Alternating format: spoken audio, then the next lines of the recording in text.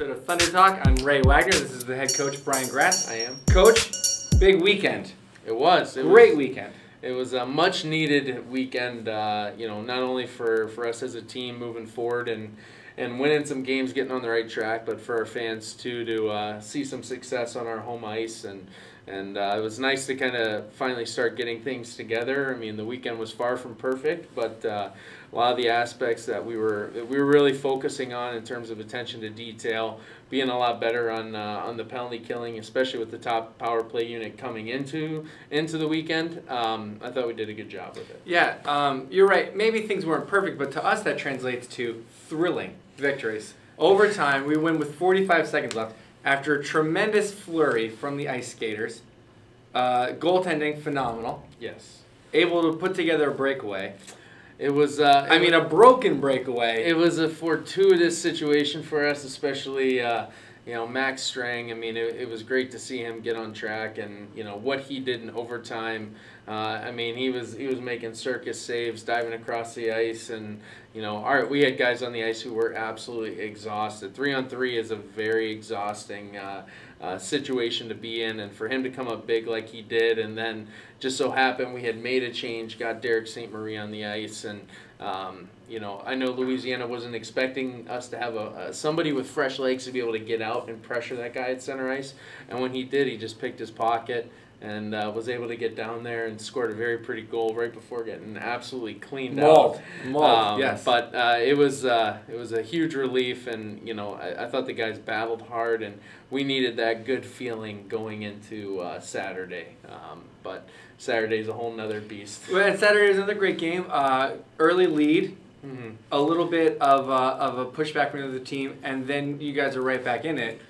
Yeah. I mean, is that something? Can you take credit for that with the coaching, or is that something else? I mean, I take responsibility for the lack of focus at the beginning of the third period. I mean, we came out, we executed what we wanted to. I thought we limited their opportunities, and Max Strang again was playing well. We were playing well, keeping it to a very nuts and bolts, simple type game, and execute. We're up 2-0.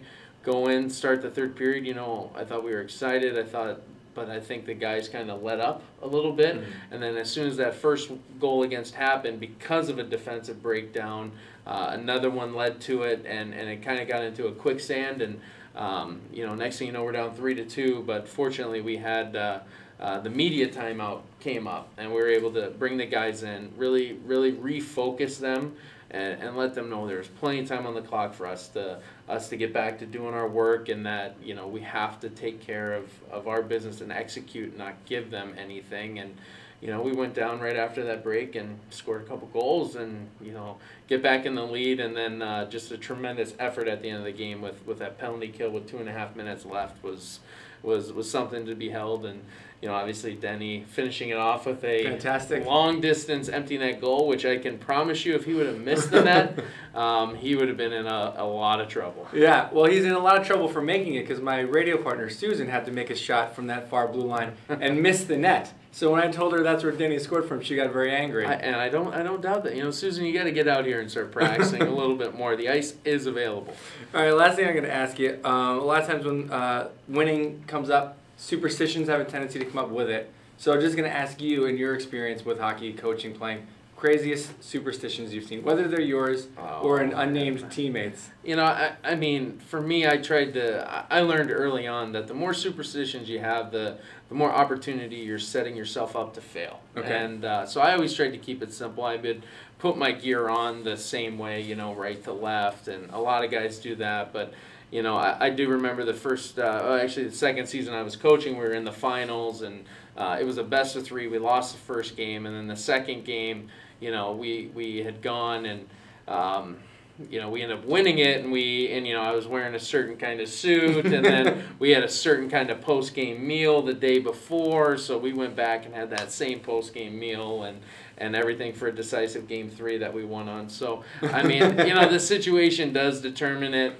whether it's... That suit is now in glass in your house. Yeah, it is. I mean, it still has the essence of champagne sprayed all over it, and my poor tie that it was torn to shreds after that celebration, but I still have it. and I'll break it out for special occasions. All right, very good. If you have any questions that you'd like to ask, just email them to questions@bloomingtonthunder.com. Coach Gratz, thank you, and that's another episode of Thunder Talk. Boom.